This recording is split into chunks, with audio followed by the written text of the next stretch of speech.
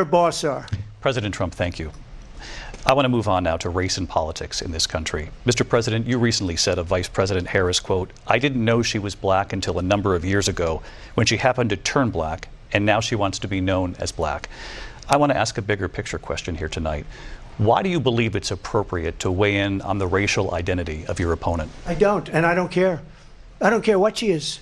I don't care. Yeah, it's kind of funny, and that is for a fact. At first she was glorifying her Indian heritage, and then all of a sudden she's like, "Hey, I'm black." It's kind of funny how that worked out. Pretty pathetic if you ask me. Like all of a sudden now her Indian heritage is like nowhere to be found. She doesn't even talk about it. And I don't know, dude. She's a fraud, dude. You make a big deal out of something. I couldn't care less. Whatever she wants to be is okay with me. But those were your words, so I'm asking. I don't know. I mean, all I can say is I read where she was not black, that she put out, and I'll say that. And then I read that she was black, and that's okay. Either one was okay with me. That's up to her. That's up to her. Vice President Harris, your thoughts on this? I think honestly, I think it's a tragedy that we have someone who wants to be president who has consistently, over the course of his career, attempted to use race to divide the American people. I do believe that the vast majority of us know that we have so much more in common than what separates. That's such a cop-out, like, cringe, like, woe is me, like, counterpoint, man. Like, if you're dividing the American people, like, come on, man. So fucking, oh my God, dude. And we don't want this kind of approach that is just constantly trying to divide us, and especially by race. And let's remember how Donald Trump started. He was That's life, dude. It's never gonna, like, it is what it is, man. This country's racist as fuck. Like, I don't know what to tell you. Land, he owned buildings, and he was investigated because he refused to rent property to black families. Let's remember, this is the same individual who took out a full-page ad in. Yeah, you're the vice president of someone who called black people super predators, but I guess we're just gonna forget about that one. The New York Times, calling for the execution of 5 young black and Latino boys who were innocent, the Central Park 5.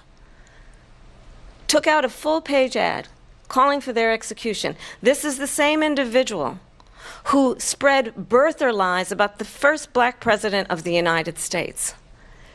And I think the American people want better than that, want better than this, want someone who understands, as I do, I travel our country.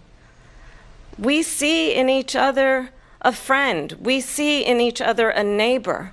We don't want a leader who is constantly trying to have Americans point their fingers at each other. I meet with people all the time who tell me, can we please just have discourse about how we're going to invest in the aspirations and the ambitions and the dreams of the American people? Knowing that regardless of people's color or the language their grandmother speaks, we all have the same dreams. This is the same person who shut down a protest. The Palestinian protest during her rally, she completely shut it down. What a fraud, dude. If you didn't check out that video, check that video out. I made a reaction video to it. Kamala Harris shitting on peaceful protesters at a rally. But she's for the people. Okay, dude. And aspirations, and want a president who invests in those, not in hate and division. Vice President Harris, thank you. Lindsay? President Trump, this is now your 3rd time. This is the most divisive presidency in the history of our country. There's never been anything like it. They're destroying our country, and they come up with things like what she just said. Going back many, many years, when a lot of people, including Mayor Bloomberg, agreed with me on the Central Park 5, they admitted, they said, they pled guilty. And I said, well, if they pled guilty, they badly hurt a person, killed a person ultimately. And if they pled guilty, then they pled, we're not guilty. But this is a person that has to stretch back years, 40, 50 years ago, because there's nothing now. I built one of the greatest economies in the history of the world, and I'm going to build it again. It's going to be bigger, better, and stronger. But they're destroying our economy. They have no idea what a good economy is. Their oil policies, every single policy. And remember this, she is Biden. You know, she's trying to get away from Biden. I don't know the gentleman, she says. She is Biden. The worst inflation we've ever had, a horrible economy because inflation has made it so bad, and she can't get away with that. Thank you. Your time is up, Lindsay. I want to respond to that, though. I want to just respond briefly. Clearly, I am not Joe Biden, and I am certainly not Donald Trump. You might as well be Joe Biden. I mean, you might as well fucking be Joe Biden. Trump. And what I do offer is a new generation of leadership for our country. One who believes in what is possible, one who Cringe. brings a sense of optimism about what we can do instead of always disparaging the American people. Oh my God, here we go. believe Here's the fourth grade teacher. Like, such a, oh my God. in what we can do to strengthen our small businesses, which is why I have a plan. Let's talk about our plans and let's compare the plans. I have a plan to give startup businesses $50,000 tax deduction to pursue their ambitions, their innovation, their ideas, their hard work. I have a plan, $6,000 for young families for the first year of your child's life to help you in that most critical stage of your child's development. I have a plan that is about allowing people to be able to pursue what has been fleeting in terms of the American dream by offering a help with down payment of $25,000 down payment assistance for first-time home buyers. That's the kind of conversation I believe. Fund the Cool police. story, bro. She has a plan to confiscate everybody's gun. President Trump, she we has do a have to plan move on to not other. Let's turn to policy. President Let's Trump, turn back we to have policy. to move on. President Trump. Let's turn to policy, She please. has a plan to defund the police. She has a plan to confiscate everybody's gun. She has a plan to arrest people for smoking marijuana. If you didn't know that, that's a fact. People are in jail right now because of her for smoking marijuana. But yeah, she's for the people. Okay. President Trump, She we has do a have to plan move to on to not other allow issues. fracking in Pennsylvania or anywhere else. Okay. Thank you, That's Mr. what her President. plan is. Fucking fake as fuck, dude. Do with a baby. President Trump, thank you. We're going to turn now to immigration and border security. We know it's an issue that's important to Republicans, Democrats, voters across the board in this country. Vice President Harris, you were tasked by President Biden with getting to the root causes of migration from Central America. We know that illegal border crossings reached a record high in the Biden administration. This past June, President Biden imposed tough new asylum restrictions. We know. Of course it did. Of course it did under the Biden administration. Jesus. Bro, I swear to Joe Biden should just like, if Joe Biden had it his way, he would have the United States become Mexico or something like. The numbers since then have dropped significantly. But my question to you tonight is, why did the administration wait until 6 months before the election to act? And would you have done anything differently from President Biden on this? So I'm the only person on this stage who has prosecuted transnational criminal organizations for the trafficking of guns, drugs, and Yeah, marijuana. People are in jail because of you, because of marijuana. human beings. And let me say that the United States Congress, including some of the most conservative members of the United States Senate, came up with a border security bill which I supported. And that bill would have put 1,500 more border agents on the border to help those folks who are working there right now overtime, trying to do their job. It would have allowed us to stem the flow of fentanyl coming into the United States. I know there are so many families watching tonight who have been personally affected by the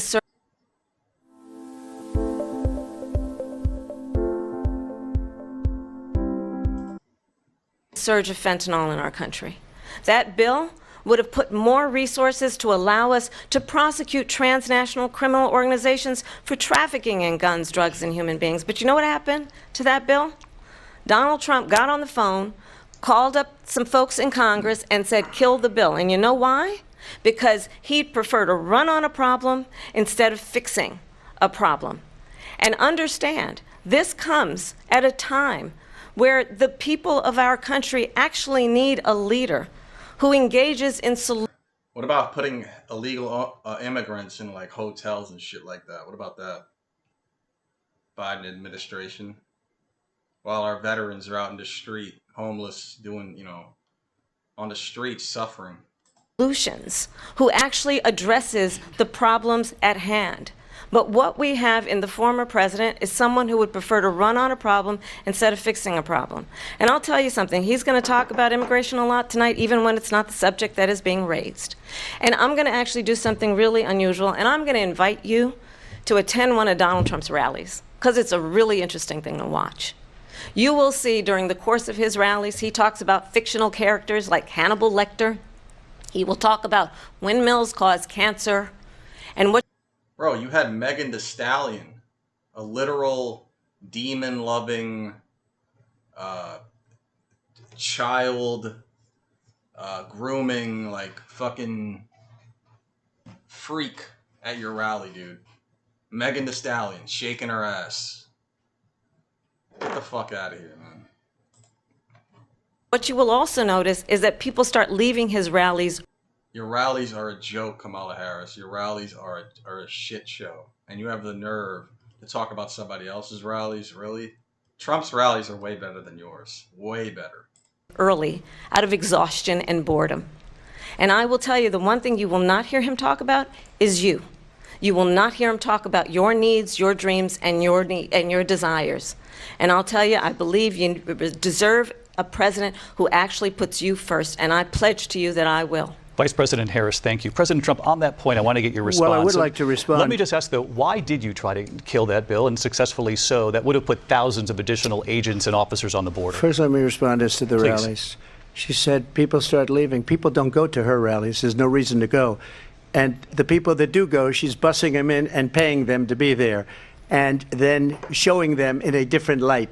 So That might be facts. Some of the rallies I've seen, especially with Tim Waltz, dude, some of those people in the crowd look like paid actors. I swear to God. The way they laugh, the way everything they do, I swear it literally looks like bad acting. So he might be right. So she can't talk about that. People don't leave my rallies. We have the biggest rallies, the most incredible rallies in the history of politics. There were gunshots, and they didn't even flinch. You saw that during the assassination attempt, the MAGA people in the crowd didn't even flinch, bro. They stood their ground. That's because people want to take their country back. Our country is being lost. We're a failing nation, and it happened 3.5 years ago. And what's going on here, you're going to end up in World War III, just to go into another subject. What they have done to our country by allowing these millions and millions of people to come into our country, and look at what's happening to the towns all over the United States. And a lot of towns don't want to talk. It's not going to be Aurora or Springfield. A lot of towns don't want to talk about it because they're so embarrassed by it. In Springfield, they're eating the dogs, the people that came in. They're eating the cats. They're eating the pets of the people that live there. And this is what's happening in our country, and it's a shame. As far as rallies are concerned, as far as the reason they go is they like what I say. They want to bring our country back. They want to make America great again. It's a very simple phrase, make America great again. She's destroying this country, and if she becomes president, this country doesn't have a chance of success. Not only success, we'll end up being Venezuela on steroids. I just want to clarify here. You bring up Springfield, Ohio, and ABC News did reach out to the city manager there. He told us there have been no credible reports of specific claims of pets being harmed, injured, or abused by individuals within the immigrant community. Well, I've seen people on television. Let me just say here, this is the people on television say my dog was taken and used for food. So maybe he said that, and maybe that's a good thing to say for a city manager. I'm not taking this from but television. But the people I'm on taking it from television the city saying their manager. dog was eaten by the people that went there. Again, the Springfield city manager says there's no evidence of that. Vice President Harris, I'll let you respond to the rest of what you've heard. You talk about extreme. This is, I think, one of the reasons why in this election I actually have the endorsement of 200 Republicans who have formerly worked with President Bush, Mitt Romney, and John McCain, including the endorsement of former Vice President Dick Cheney and Congress member Liz Cheney. And if you want to really know the inside track on who the former president is, if he didn't make it clear already, just ask people who have worked with him. His former chief of staff, a four-star general, has said he has contempt for the Constitution of the United States. His former national security advisor has said he is dangerous and unfit. His former Secretary of Defense has said the nation, the republic, would never survive another Trump term. And when we listen to this kind of rhetoric, when the issues that affect the American people are not being addressed, I think the choice is clear in this election. President Trump, I'll give you a quick minute to respond Yeah. here. Thank you, because when I hear that, see, I'm a different kind of a person. I fired most of those people. Not so graciously. They did bad things or a bad job. I fired them. They never fired one person. They didn't fire anybody having to do with Afghanistan and the Taliban and the 13 people whose were just killed, viciously and violently killed. And I got to know the parents and the family. They didn't fire. They should have fired all those generals, all those top people, because that was one of the most incompetently handled situations anybody has ever seen. So when somebody does a bad job, I fire him. And you take a guy like Esper, he was no good, I fired him, so he writes a book. Another one writes a book, because with me they can write books, with nobody else can they. But they have done such a poor job, and they never fire anybody. Look at the economy. Look at the inflation. They didn't fire any of their economists. They have the same people. That's a good way not to have books written about you. But just to finish, I got more votes than any Republican in history by far. In fact, I got more votes than any president, sitting president, in history by far. Let me continue on immigration. It was what you wanted to talk about earlier, so let's get back to your deportation proposal that the vice president has reacted to as well. President Trump, you call this the largest domestic deportation operation in the history of our country. You say you would use the National Guard. You say if things get out of control, you'd have no problem using the U.S. military. Police, yes. You also said you would use local police. How would you deport 11 million undocumented immigrants? I know you believe that number is much higher. Take us through this. What does this look like? Will authorities be going door to door in this country? Yeah, it is much higher because of them. They allowed criminals, many, many millions of criminals. They allowed terrorists. They allowed common street criminals. They allowed people to come in, drug dealers, to come into our country. And they're now in the United States and told by their countries like Venezuela, don't ever come back or we're going to kill you. Do you know that crime in Venezuela and crime in countries all over the world is way down? You know why? Because they've taken their criminals off the street and they've given them to her to put into our country. And this will be one of the greatest mistakes in history for them to allow. And I think they probably did it because they think they're going to get votes, but it's not worth it because they're destroying the fabric of our country by what they've done. There's never been anything done like this at all. They've destroyed the fabric of our country. Millions of people let in, and all over the world, crime is down all over the world except here. Crime here is. Yeah, if you're an illegal immigrant, you come in, you can go to Vegas, go to the 5-star hotel, get some nice room service, do some fentanyl. You'll be welcomed right in, man. Up and through the roof, despite their fraudulent statements that they made. Crime in this country is through the roof. And we have a new form of crime. It's called migrant crime. And it's happening at levels that nobody thought possible. President Trump, as you know, the FBI says overall violent crime is actually coming down in this country. But Vice Excuse me, President the Harris, FBI they were defrauding statements. They didn't include the worst cities. They didn't include the cities with the worst crime. It was a fraud, just like their number of 818,000 jobs that they said they created turned out to be a fraud. President Trump, thank you. I'll let you respond, Vice President Harris. Well, I think this is so rich coming from someone who has been prosecuted for national security crimes, economic crimes, election interference, has been found libel for sexual assault, and his All rigged and staged. next big court appearance is in November at his own criminal sentencing. And let's be clear, where And he each will be found innocent.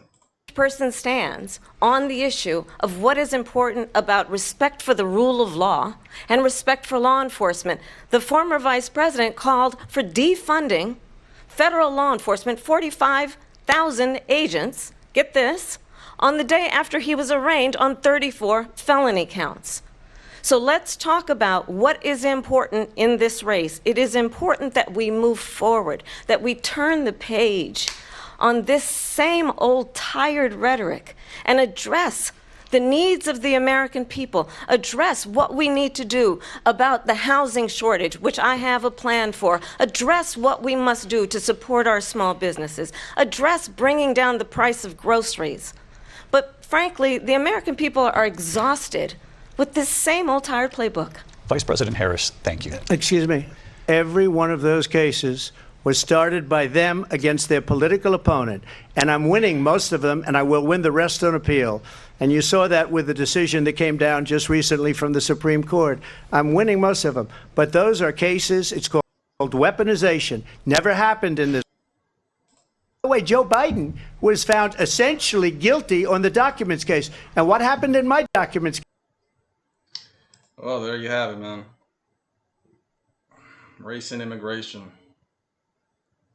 My hair looks like fucking shit. Kamala Harris is a joke, dude.